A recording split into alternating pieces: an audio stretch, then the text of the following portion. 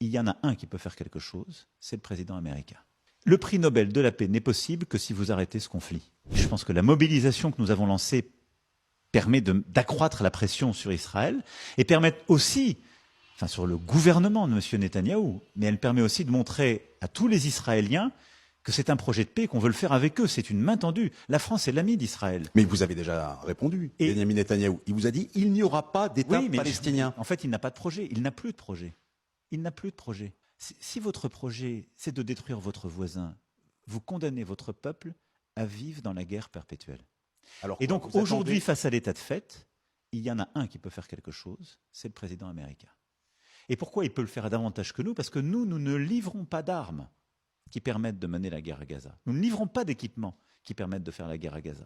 Les États-Unis d'Amérique, oui. Et moi, je vois un président américain qui est mobilisé, qui l'a dit ce matin à la tribune, je veux la paix. J'ai réglé 7 conflits, qui veut le prix Nobel de la paix. Le prix Nobel de la paix n'est possible que si vous arrêtez ce conflit. Et donc, il faut faire pression sur le gouvernement d'Israël pour qu'il arrête, qu'il cesse le conflit à Gaza, qu'on puisse enfin libérer les 48 otages, qu'on puisse enfin réouvrir les routes de l'aide humanitaire, sauver des vies d'enfants, de femmes, d'hommes et de personnes âgées. C'est possible. Il n'y a pas de fatalité, il faut juste de la volonté. Mais la seule réponse pour l'instant de Benjamin Netanyahou, un, et je le répète, il n'y aura pas d'État palestinien. Deux, toute sa diplomatie vous explique, et vous le savez mieux que moi, Israël va sanctionner la France. Et moi, je ne veux pas me mettre dans un scénario, si je puis dire, du pire ou de l'escalade.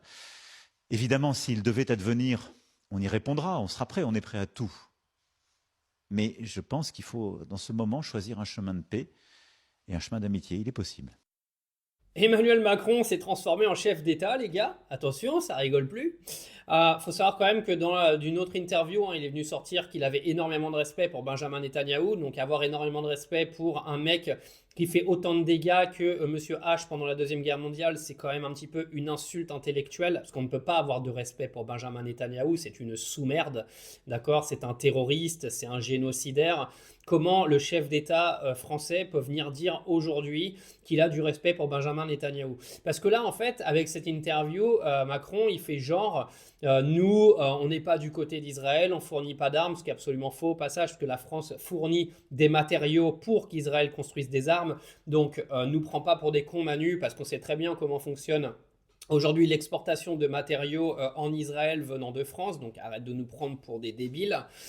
Mais attention à ne pas tomber dans le panneau d'Emmanuel Macron qui est en train de faire un petit jeu politique qui est un petit peu bancal, d'accord. La reconnaissance de l'État palestinien, c'est pour plaire à une partie de la population française, on le sait très bien. De l'autre côté, il vient vous expliquer que c'est une main tendue envers Israël, etc. Il essaie de se placer entre les deux parce que c'est un petit peu toujours comme ça qu'Emmanuel Macron s'est positionné. Pour moi, il y a une énorme stratégie politique derrière. Maintenant, le on est prêt à tout, j'y crois pas une seconde. La France n'ira jamais se fight avec Israël, quelles que soient les menaces. Est-ce que mettrait Israël en place justement pour sanctionner la France? Et je sais pas, j'essaie de lire un petit peu derrière ce que raconte Emmanuel Macron. Je vous avoue que ça me sidère un petit peu parce que venir essayer de taper sur Israël et dans le même temps dire que tu respectes Benjamin Netanyahou, c'est un petit peu étrange, non?